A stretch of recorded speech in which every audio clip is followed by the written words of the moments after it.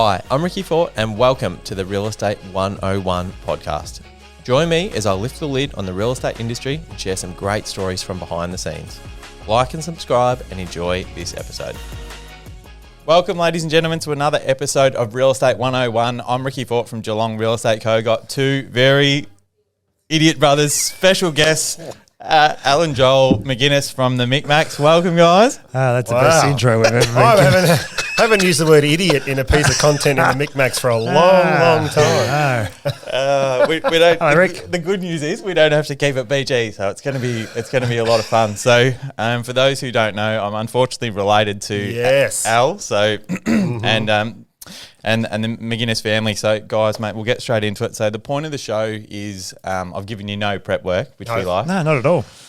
The point of the show is just to share inspiration and give people ideas and a bit of a background. And Al, you were saying before we got on the show that you've never really spoken about stuff that's not kids content, so that'll be fun. Yeah, it should be fun. Yeah, we've done a few, haven't we? A few little sort of businessy type podcasts, but it is been very much related to, obviously the genre and what we're in and the type of content we make. So it's going to be good to talk a little bit about behind the scenes stuff. Yeah.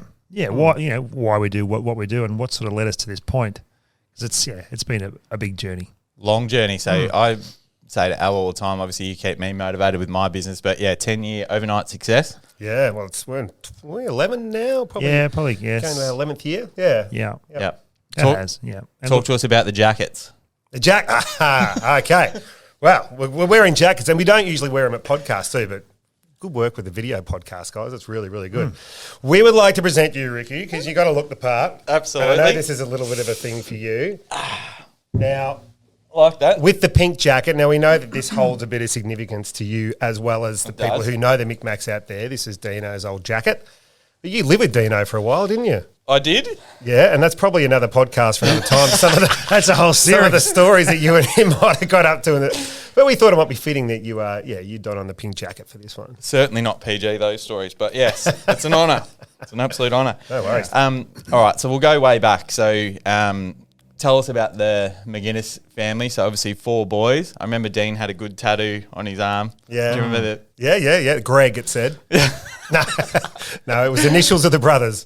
Yeah, BJAD. So tattooed on his forearm there. Let's go way back. Obviously, Pam McInnes, if you're listening, block your ears. But no, so tell us about what it was like. Obviously, 4 boys growing up on a farm. Obviously, you're that's what a lot of the kids' content and stuff's about. But yeah, it was. Yeah, Joel, you're good at telling the story. Yeah, well, look, it's set us up for life. Really, it's we didn't know it at the time, but growing up in an isolated rural community, a very tight-knit community where family was everything, sport was everything, community was everything. And it just gave us a great upbringing about working hard, working for a long period of time, working as a team, and seeing your value within a community. It took a village to raise us in a sense. And they're sort of lifelong traits that we take with us. Your mum and dad have still got the farm? They do, yeah. Yeah.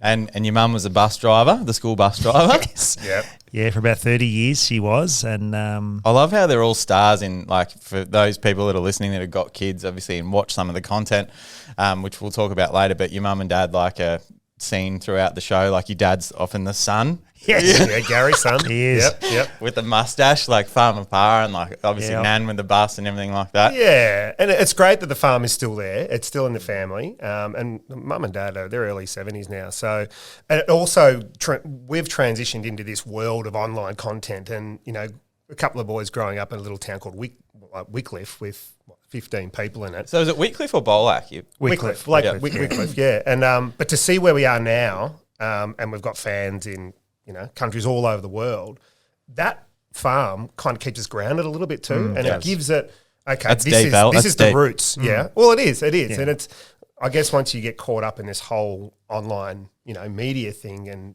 messages from Pakistan and America and India and all that sort of stuff, to know that is still there and that's where it all started. It's really it's a nice thing to sort of keep close. Yes.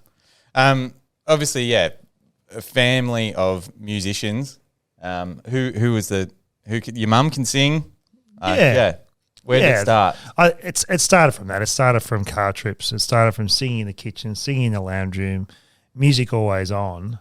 it just becomes a part of you. Who's the best singer in the family? It's not me. Brian, actually. Yeah. Yeah, Brian. It is Brian. We're all very, very different vocally.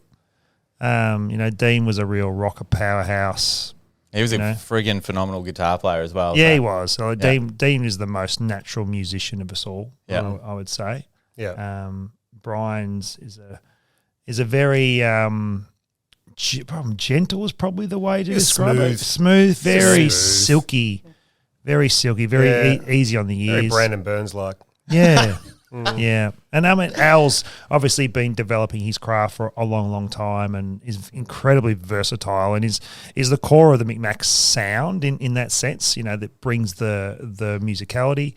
For me, I came to music quite late. Didn't pick it up anywhere near as aggressively as the boys did. And I was sort of 35 before I'd really sung on a stage. And even kids' music. So I'm still learning the craft and still developing the confidence that it takes. Yeah. Still having a bit of imposter syndrome up there, singing in front of 5,000 people. It's like, should I really be here? Yeah. But speaking of someone who never lacked confidence, though, was Dean. Yeah, no, never. Would happily take his shirt off and just... Yeah, he did. But look, the first kid show that we did, he was the least confident person. Isn't that funny? Yeah. That, I suppose you take the alcohol away and the screaming girl fans at a pub or whatever, and the dynamic's a bit different. You're exposed. The responsibility. Yeah. So just touching on Joel, Joel, I guess he's the chief engager. So it's one of our things we've spoken about recently with the Mik Maks and what is it we want to be known for, and I think we want to be one of the best engagers of children, connectors, and connectors with children of people in our niche. So, and that's Joel. Like he is always, he makes an attempt to have some kind of connection with every child in the audience. Every show. Yeah. So instead of thinking about the quality of my vocal or performance, I'm thinking, right, how can I connect with that person? And it could be just a wave or a smile or high five. Yeah. When you go to a show, that's really obvious.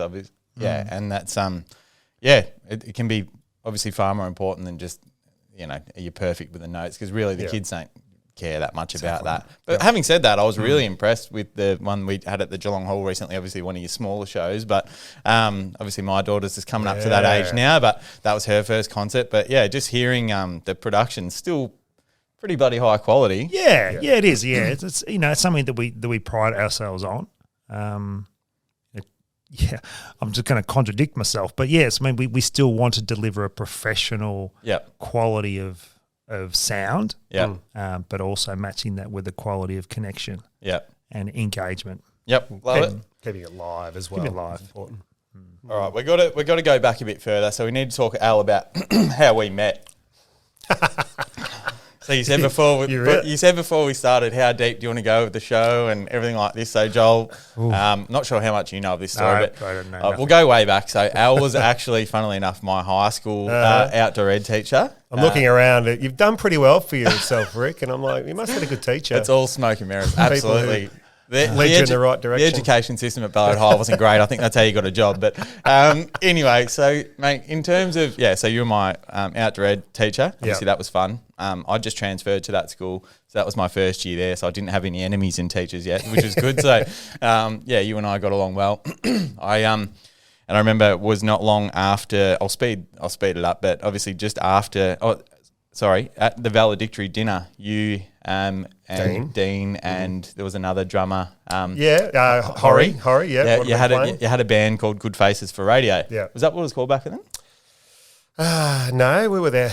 Maybe the Hairy Cows back then. I don't know what we were. Anyway, so we had the valedictory dinner and it went really well. And so not long after high school, my family and I moved straight to Geelong, and which was great. And then you came in on a Bucks party, I think it was, into my family had a pub, the Max, and you came in with a skin full of beers and with a few of your footy mates or golf mates or something like that. And I remember saying to you, are you still in the band? Are you still playing music? And you said, yeah, we are. And I said, well, we always need obviously good musos for the pub. It's hard to get an act. I said, my sister's booking all the gig. What's your number? And I wrote your number down and gave it to my sister. And then I remember I was out for dinner myself on a date, and the girl I was with was like, is that your sister? And like I looked behind me and you were out on a date with my sister.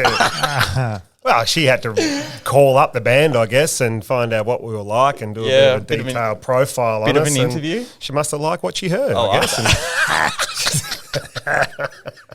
And then this is the best part of the story. But the next time I saw you, so when we first moved to Geelong, we were all living together or whatever, and I come out of my bedroom to go into the bathroom in the morning, and Joel McInnes walks out in a towel. Oh. And I said, Mr. McInnes. It was still Mr. Mac back then, wasn't it? So that was, good story. And obviously the rest is history. And you guys have been together how long? Well, we've been together for, 15 years, isn't it? 16 years? 15 years. Yeah. Fun times. Yeah. We age quick. 3 beautiful daughters. Yeah. It's worked out all right. Kids. Yep. So talk to us about where the Mik Maks obviously got started. I guess it was the story, which it's quite well known now, is, we used to go on summer holiday down to Port Fairy every year, and that's one of the times a family could get together. We were playing music, but Joel's sort of influence into being a primary school teacher. He was teaching primary school kids at the time, and he had quite a few little songs, I guess, which he'd bring the kids into the classroom, and we workshopped a few of those songs. And next thing we had Bruce the Hairy Crocodile. I think was written, wasn't it? Yeah, we've written Bruce the Hairy Crocodile in about an hour. Yeah. Like just sitting on a family holiday with the guitar. Yeah. And look, we sung it, and we sung it to a few of the kids in surrounding caravans, and they really liked it. And it's and from there we wrote another 6-7 songs, and we put on a stage show at the Anglesea Music Festival. Slow down. We can't go that quick. Okay. So at what point were you having a few beers around the campfire and someone's like, you know what, fuck. Oh, no, we didn't say that. Let's turn this into a kids band. Look, it probably goes back to a couple of months before that. I was sitting with my wife on our balcony at home, and she said, what would you do if you won that Lotto and you never had to work again? And I said, I'd probably play music for kids. And she looked at me and she said, well, why don't you do it? And that from that moment, my thoughts started to race in my head, and I've got these brothers, these amazingly talented brothers who could make this happen. And and that was where I sort of strategically started to drop a few ideas and hints and getting out the guitars and thinking about kids' songs. But even then, we could never have envisaged that we'd be, 3 years later, we'd be leaving our day jobs. And well, that was one of the questions I had written down. I guess at what point, was it a financial thing or was it a busy thing? Like, what was the catalyst to quitting your jobs? Al, I know you were a high school teacher. Was it Lara? I was at Lara at the time, and I guess that's one of the beautiful things about being a teacher is, and particularly in my instance, is that it is a very flexible job. And I was just lucky enough to have a principal in a school who were kind of allowing me to explore business, and small business on the side of being a teacher. And I was only out there for, I think I was 3 days a week at that stage. So they knew what I was doing, and I was fully supportive of it. And I think the following year I might have gone to 2 days a week teaching, but it was still, the teaching was valuable because it was a regular income. And, back then we were basically just reliant on performance fees for shows. And, we might go a few months without having a show. So, being a young dad and, having my mortgage and all that sort of stuff, the teaching was a really valuable part of that whole structure for us, I guess, from the small business part of it. Yeah. And we left teaching not because we didn't like it. I love teaching. I was a teacher for 20 years. I was heading down the principal path. I'd done all the training, but this came along. And after 20 years, it's just time to try something different, something new. There's a lot of similarities, don't get me wrong, but owning your small business was part of the attraction, learning that and going through those experiences. But we didn't leave it because we didn't like it. It was just time to try something different. Life's short. Go out and try it. Tell us about, obviously, being the 4 boys. There was a stage there where the business, all 4 of the boys were involved. I remember even I'd had to go wearing the Bruce the Hairy Crocodile outfit and stuff. But obviously, surely that's got to be, regardless of the milestones and the business achievements, that would have to be, because I know you guys and family's important. I would have thought that would have to be in top milestones performing together, the four of you. Absolutely. Yeah, definitely. And, especially given what happened sort of 5 years ago, losing Dino, that creating those memories and having the kids see us do it together. Yeah. Just instilling the family values and the enjoyment that you can experience around your family and achieving things together, is amazing. Also think it's a massive blessing. You've got so much content with Dean on the channel as well. Like one of our favourite songs, or Mackenzie's favourite songs, is obviously the Belly Button song, and some of the original performances and stuff with Dean in it being a dickhead. Like it's like your kids have got that forever. And it's cool that it lives It is, on. and it's great for little Maxie, Dean's son, to be able to have that too. He's got hours and hours of footage, and not just the professional produced quality footage, but there's a lot of behind the scenes, a lot of bloopers. Yeah. And obviously the next generation now, with obviously all the kids are involved in some of the film clips, and are they going to kill you when they get older? Some of the embarrassing crap you made them do. But obviously I know all the kids love being part of it, and your daughter's obviously insanely musically talented as well. And she just loves it. And with all the kids, it's been such a great experience for them. Obviously seeing Dad do it, but then getting in front of the camera themselves, and all the benefit that brings in terms of confidence and speaking, and working longer hours, and being in an uncomfortable position but working your way through it. Is invaluable lessons for them. I can't wait for Mackenzie to get on there one day. But obviously, like Ava's getting her own little following too. Like, she is, and she just loves it. From the age of 3, we could see, myself and my wife could see that there was something there. And we've tried to push her into team sports and whatever else, but no, that's the performing arts, the dance, the music. She loves it. It's just what she's obsessed with, and it's her passion, and it's what she will do. And she says that repeatedly. This is what I'm going to do, Dad. Was there? I don't want to it's not about making it a sad topic or whatever. But was there ever a point, like obviously when Dean passed away, that it was obviously a tragic time. Was there a part where you were like, you lost the fire for it, or you thought it doesn't feel right to do it without him, or how did you go pushing past that? Look, there's obviously that time of grief and mourning, where I don't think you really fully understand what you're thinking in that part of that process, but it's an important process to go through as well when you lose someone close to you.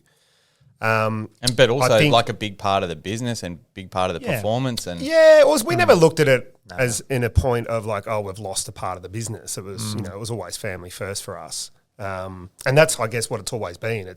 We're always family first, business second. Yeah, of course. Which is hard because obviously so many people watching this would know that doing, what is it? Never perform with kids, animals, or going to business family. with family. Family. Well, I guess that's that's one thing we've been able to, I guess, negate. And look, we've had ups and downs, and not just losing Dino, but there's been, times where business, it's like anything, it's like real estate, or it's like it's media, it's in advertising. So there's times when business isn't going very well, and you've got to look your brother in the eye and say, right, we need to make decisions, and we need to, we need to cut costs, or we need to make hard decisions which may impact, one another or other people in the business. And it's tough to do. But at the end of the day, I guess we've always looked at it as to say, well, we are family, and nothing will ever change that. So whatever this decision is, it has to be for the betterment of what we're doing. At the end of the betterment, day, is that a word? Yeah, it is now. Betterment. It is now. So I guess just to touch on what you're sort of saying about Dean, though, is we used the music, and we used, I guess, we surrounded ourselves with his voice, on a daily basis, with the videos that he was in, and that was part of our grieving process as well. Yeah. And it allowed us to, I guess, carry on what we're doing, knowing that there was part of a legacy where he was leaving as well. Yeah. And that gave us purpose, it gave us a new sense of, well, this is another reason to continue this. Yeah. Yeah. I guess talking about some of the milestones that you guys have achieved on like YouTube and different social media things or whatever, because there'd be people in Geelong that have never heard of the Mik Maks or whatever, and that's fine. But I guess like you're not big on promoting your own horn. Oh, actually, you probably are. Joel's not. You don't mind pumping your own horn. But tell us a bit about like some of the milestones I guess you've been able to achieve on YouTube. Like just from a, YouTube only? not so much a monetary thing, but just like the views and Yeah, well, I guess views is the first thing which people go to. I think we ticked over about 6.5 billion with a global B. streams. Yeah, on YouTube, and it's not just YouTube. And we are distributed on through the US on the NBC network as well. So there's Peacock over there. There's obviously Amazon, Tubi TV. I think there's about a dozen Roku. advertising or AVOD or SVOD subscription services where the Mik Maks would where kids get to watch us. So that's from the viewership point of view. Watch time, we date back to about 4000 BC if you wanted to put it into a timeline. If you were to watch it all and go back. Yeah, it'll be, you're about 6,000 years odd of content there, which kids have consumed of ours over the last 5 years. Subscribers, about 6.5 million subscribers across all platforms. And now you guys get audio dubbed into other languages and stuff too. Is that cringe to watch back and you hear yourself speaking in Indonesian? You're like, what the fuck? It was initially. It was initially. No. It was weird. Yeah. It is. It's weird until you see the messages come through. Thank you. My child's learning to speak Indonesian or Spanish or whatever it is. So it's just another, all of these little clips, and we've probably got 400 of them on YouTube. They're just little endpoints to be discovered, because the YouTube universe is so enormous, and there's 7 billion people in the world. Most of them are watching YouTube. So it's just another way to educate. Yeah, I think this is something in Australia, talking business just for a little bit, is the Australian creator economy is quite small compared to the rest of the world, but it is still quite large, because there's 15,000 people employed in the creator economy in Australia. It brings in almost $1 billion of our GDP. This is just creator economy in Australia, so it is quite a significant employer, I guess, of skills acquisition, and brings in, through advertising revenue, quite a lot of money. So there's a lot of potential, for if you wanted to dive in to creating content in Australia. Because it opens up the whole world to you. In terms of biggest creators in Australia, where are you guys? Well, as far as watch time goes, we're probably sitting second or third in Australia. But there's been the introduction of YouTube Shorts as well, and there's a lot of specific Shorts creators who are getting Just really good in that space. And hundreds of millions of views, where our focus is still on long-form content. Yeah, because obviously kids aren't, I don't know, you're the experts, but I would have thought kids need, or parents want their kids to have longer watch times and get something a bit more educational than a 10 or 20 second short. And it's shifting all the time. We're going to smart tallies now, so a lot of the YouTube content is watched on a TV. So the Shorts format doesn't fit the TV experience just yet. Do you remember what was the first video that got 1 million views or something on? Old McDonald. Old McDonald had a phone. Yeah, which was, you can put up your original songs, Yeah. and they'll sort of tick along, do well. But it's when you put a song up with a high tag, a search song, globally. That was I remember we were sitting together. The analytics on YouTube are insane, so you can see to the nearest minute the streams you're getting on a certain video. Yep. So you're sitting there watching, something's going on. Happening. And so did you have a Facebook group chat amongst the family this or whatever? And this is the thing, it wasn't just because it was Old McDonald had a farm. We had primed our audience for this drop. So we had over 1,000 email subscribers. We had, at the time, our Facebook was probably about 1,000 followers. And we had primed our audience, who were predominantly Geelong, to say, right, we're going to release this song. The algorithm will love it if you comment, share, whatever. And I think we had about 300 comments on that video in the first 3 or 4 hours. Yeah. And when we woke up the next morning, it had 70,000 streams overnight. We're like, whoa, yeah. Okay, there's something in this. And that just kind of lit the spark. Okay, now we understand what's involved in this. So thank you to the Geelong community for getting on board early, Yeah. It's funny though how, you're not outgrown, but the audience is so much bigger now than Geelong. Obviously, they were a big part of your shows, and you drove around in the van. Again, that would have been good family times where you loaded everyone into the van and you went around and did, Ballarat, Colac, Warrnambool, all the different shows. But considering so much of your income, I assume, is what percentage of your income now online? 90%, 95%? It used to be through COVID, obviously everything Yeah, you shifted couldn't do a online. show at all, Yeah, but now I'd probably say it's 60 to 70%. Yep. It's dropped. Go back to a Yeah. couple other milestones of YouTube and stuff. So, maybe like how many subscribers did you say? You got? 6.5 million, close to 7. Yeah, getting close. And was that the same thing, like a bit of a snowball effect? Like you had 1,000 subscribers and then 5,000. Next day you got 100,000. Yeah. It's just it's compounding growth, I guess. You know, as soon as the ball starts rolling and the snowball gets bigger and bigger and bigger, it can become enormous very, very quickly. Yeah. It happens over time. It's anything that happens on YouTube or virally. It's not an accident. You can say, people blew up overnight. No, it doesn't happen that way in 99% of the cases. It is dropping, publishing, being strategic. being and creating content over a long period of time.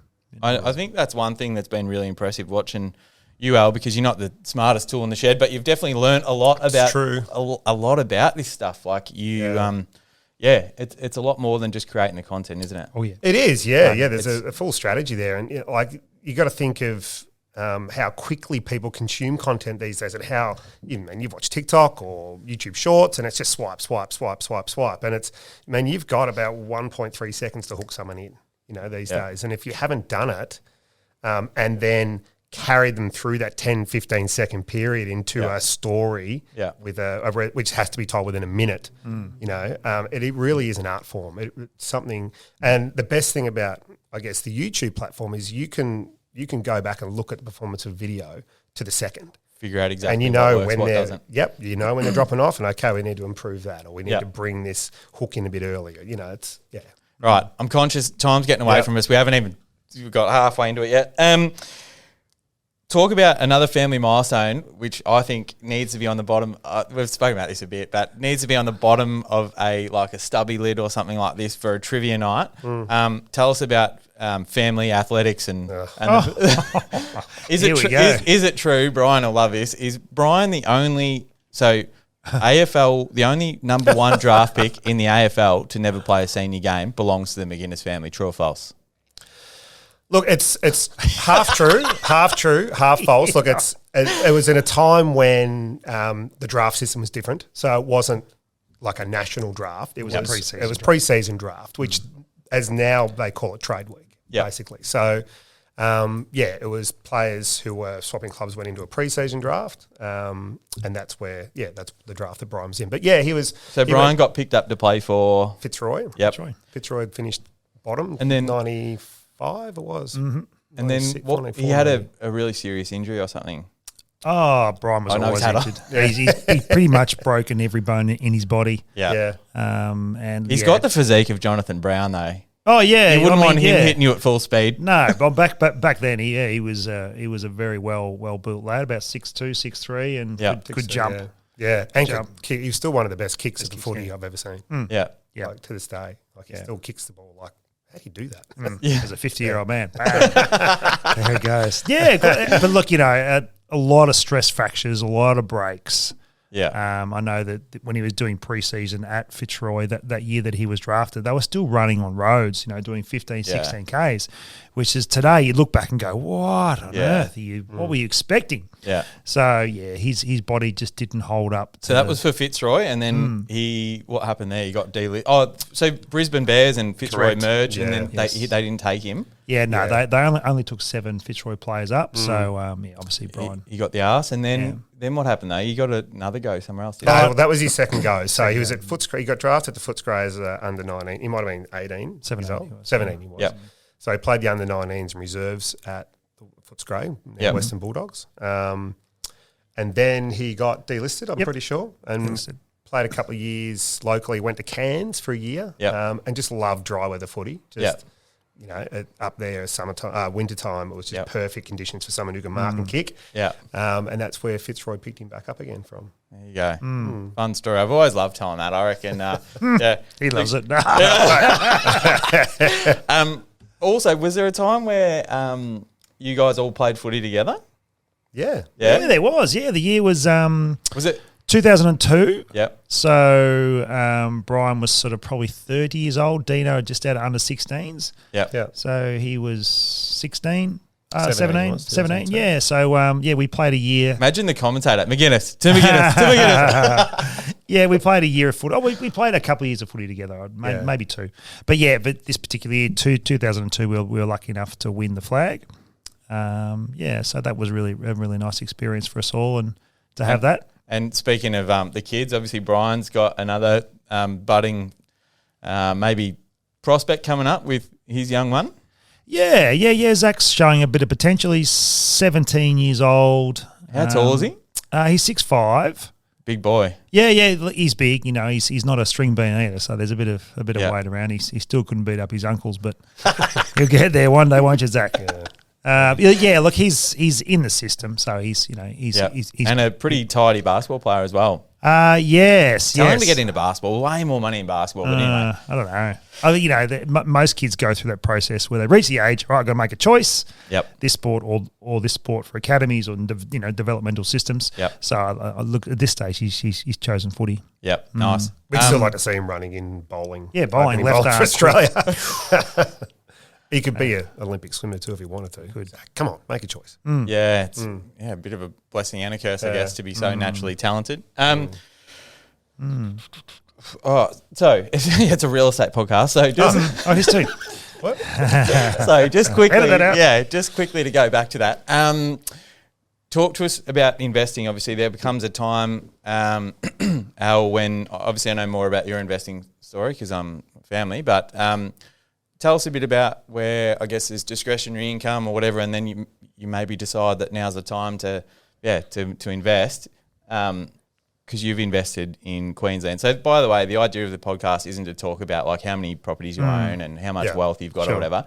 It's more just around how you come up with a strategy, highs and lows, blah, blah, blah. Yep. So, I guess who bought first? You did. Yeah, I think I did. Yeah. Melbourne. Went Melbourne. The strategy was to buy new.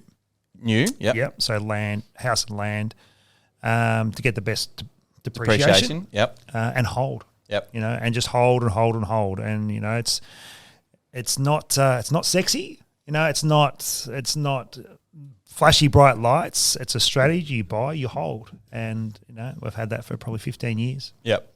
So the whole idea with the podcast is everyone, and when everyone has the luxury of hearing every episode, you'd be surprised how many different strategies there are, and that's not really just the buy and hold's not. It's like not unsexy, but it's just not super uncommon either. But tell us a bit more about how you went about selecting the property and all that sort of stuff. Is it just weekend scrolling of realestate.com? No. We actually went through a company to purchase, so a developmental company, and they educated us along. Where did we find them? We found them through a friend. Yep. Yeah, just a referral. Yep. A referral. I won't mention the name because we're not with. So it's that's fine. and they were able to educate us through the process. Yep. As well, it wasn't just here. We'll do it all for you. Yep. And we love that education process, and we sort of did that, and then 3 or 4 years later, we bought a second property in Brisbane. Yep. So through the same no different referral. Yes. Yep. Same referral, different company. Yep. If that makes sense. Yep. No, I won't go into it. Yep. But it's exactly the same process. Yep. So we've only sort of 20 k's out of the CBD. Great employment opportunities around. Good schools, facilities are continually being invested in. Great public transport. A vibrant, happening area, gentrifying. Yep. And they were the two basic strategies for both. Yep. And just hold. Yep. And the growth on them has been great. We own our obviously principal place of residence here in Geelong as well, which Geelong itself has been amazing. And in fact, of all three properties, Geelong's performed the best. Yep. That's it in a nutshell. What about you, mate? Look, it's not too dissimilar to Joel. Look, it's we did look at. So I'm just going to grab a drink. Hang on. Geez, the hard hitting stuff is about to come up. get the frog out of my throat.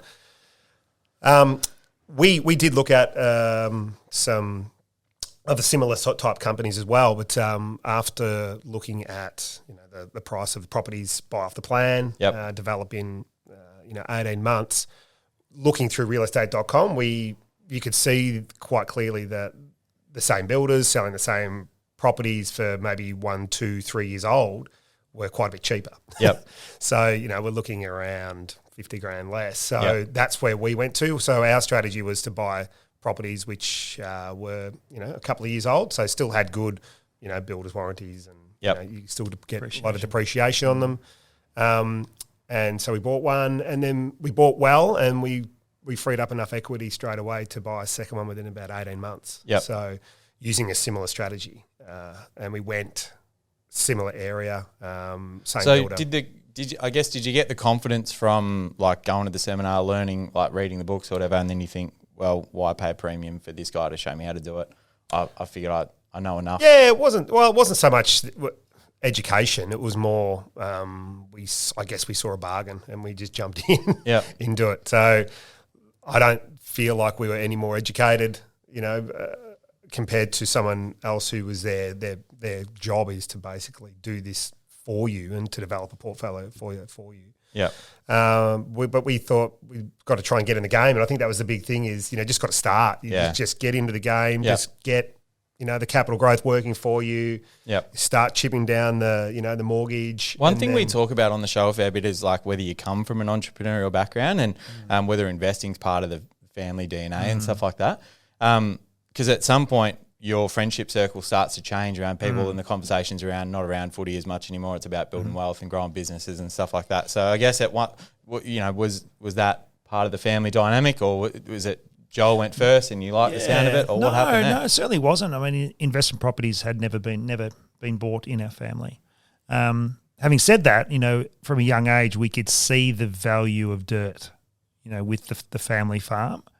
And that probably instilled in us, essentially that's what in investment property is. You're buying a land. The value of the land goes up, the value of the house drops. That's just part of the course. But probably having the farm, we could see that. Yeah. You obviously got to do something with the land to service the loan or whatever it is, which is where your rent comes into it. But that's probably instilled in us the value of the land is king. Love it. Righto, guys, time for some crystal ball stuff. So what's the any spicy, any good real estate stories? Like, have you had anything go bad? Have you had a tenant do a runner and trash your house? I've had some pretty average tenants. Yep. But, if you're insured, if you've got a great property manager, it's easy. Yeah. See Geelong Real Estate Co. Yeah. Yeah. What about you, Al? Yeah, no, not really. Been pretty boring with that sort of stuff. It's good. No news is good news. We've had good tenants. Chanel does a great job of looking after the properties for us. She pretty much does all that work for us. And I guess, we were both, I know we were both very interested in the whole investing, but I think that was a time before Mik Maks. Yep. That was a time when we were both teaching, and it probably gives an indication as why the Mik Maks kind of started, because I think we always had that other thing burning in the back of our head as teachers, like what can we do? Yep. So there was a time when, maybe Joel was like, oh, okay, investing properties might be our thing. Yep. And then the Mik Maks come along and, all of our attention went into that. So it hasn't really been a topic of conversation even between each other, like for a investment long time. Properties for a while. Yeah. It's all been about business. Yeah. It might change in a year or two. Yeah. See Geelong Real Estate Co. Shameless. Yeah. So guys, going back to the crystal ball stuff, what are your kind of predictions with like interest rates and stuff like that? My prediction would be maybe another 1 or 2 rate rises. Yep. I would reckon, just to put the thumb on inflation. Yep. And I think, look, I generally think that when people realise that the interest rates are not going to keep rising, that confidence will come flooding back to the market. Yep. Obviously, we're in a cycle now where we're probably at the bottom, or 5 o'clock. I reckon. I don't think it'll be long before confidence comes flooding back in, especially when inflation's under control, and people realise that interest rates are not going to keep rising. What about you, Al? Oh, look, I'm so far not an expert in this stuff at all. Look, probably similar sentiment. I think, a couple of rate rises to go, and well, I think we're lucky to live in Geelong as well. I think we're not going to feel the effects of the housing market being here, being on the coast, and being an area where there is still quite a big demand down here, as what some other areas will feel. Yep. But yeah, look, haven't invested in Geelong apart from my own home. So yeah, don't know, a bit of a wait and see. Righto, last one. So I guess you go back to talk to your younger selves, like what things would you do differently, whether it be business or investing or. And this is why it's good with no notice, you know what I mean? I think you get the most honest answers. So from a business perspective, I guess with the Mik Maks stuff, do you wish you had started sooner, or would you focused on something different? I don't know. I don't think I would change a lot. We both travelled a lot as younger. Would you have chosen a different colour than the orange? Yeah, I was green initially. You've gone a bit grey upstairs, but it used to be quite orange back in the day. So. Yeah, it was. It used to be very, very orange. That's for sure. But changes with the seasons. But I remember when you married my sister, I was like, God damn it, I'm going to have a rang of nieces and nephews. Terrible. I probably wouldn't change a lot. No, like I said, we both travelled a lot, and then we both had our careers with teaching. Because you used to do door-to-door salesman selling gym memberships. I've done a lot. I drove a loader for a couple of years. I was a landscape gardener for a few years. Worked in fitness marketing for a few years. When was the last time you went to a gym? Oh, a couple of days ago this morning. Oh, really? Yeah. Well, getting old, I need to try and keep in shape a little bit. How about you? When was the last time? Have you ever been to a gym? Not for a while. Not for a while. Yeah, I drove past one. But what about you, Joel? Any not so much regrets, but things you would have started earlier or tried differently? I'd do it exactly the same way. Like traveling from that, in your 20s, just such a valuable experience. Just discover yourself. Yep. Work out who you are, what it is you want to do, the person that you would like to be. Going into that family stage, nice and settled, nice and relaxed. Okay, let's get stuck into it. Let's get stuck into the career. Let's get stuck into the investment strategy. Let's get stuck into the business. So, I think doing it any other way probably wouldn't have had the life skills to own a small business, or the patience, or the understanding, or the training, what it takes. You know Ricky better than anyone else. It is a roller coaster, especially when you're employing other people. The responsibility. That's something we haven't spoken on at all, but obviously people think they're Mik Maks and it's just you guys. But obviously, how many people are either full-time or part-time? I think there's about 8 in the group. So there's Adam, who's a partner of the Mik Maks. He's been with us since day dot. Are we allowed to say that? That's public knowledge. And then we have our production Has Adam team. ever been on camera not either in an audience or something, not as the panda? Yeah. Okay. He's featured in a couple of clips. Yeah, he usually wears sunglasses and a hat and pulls the hat over his eyes a little bit. But and then we've got 3-4 in our production team. Yep. With video, videographers and animators and editors and music. And then Chanel works the books as well. So she keeps us all in check with the finances, which is a good thing. So that's 8, I think, isn't it? Yep. Yeah. If there was ever a song you never want to hear again, what is it? Dance Monkey. Baby Shark? Good Baby Shark. What about the 5-finger one? Yeah, it's a funny. It's a love-hate relationship because they make you guys a lot of money, but it brings a lot of fans. Yeah, and it does. It's this whole thing about being a distributor against being an artist. Yeah, and you can't just go full on into an art form because no one's going to see it. Yeah. What's your best original? Best performing original. We've got. We had a little original chant called "Something Yummy," which is all about. Was that you guys made that? Yeah, that's one of ours. That's had collectively close to 1 billion streams. I'd say. Wow. One of the videos is. What about Hairy Crocodile? Bruce Hairy Crocodile. Yeah, see, it's probably the most popular at a local level. Yep. And it's something we're always trying to juggle is that we have this local fan base. Yep. And then we have overseas fan base. Yep. And because culturally it's so different, the songs they like and the videos they like are very, very different as well. Yep. So we're kind of serving two audiences with that. So, but yeah, Bruce the Hairy Crocodile has definitely been a a classic, I guess, locally. And the Belly Button song. And the Yeah, Belly the Button Belly Button song. song. Yeah. They'd be the two most requested songs. Yeah. And when we wrote them like 11 years ago, and we still perform them at every show. Every show. Yeah. Yeah.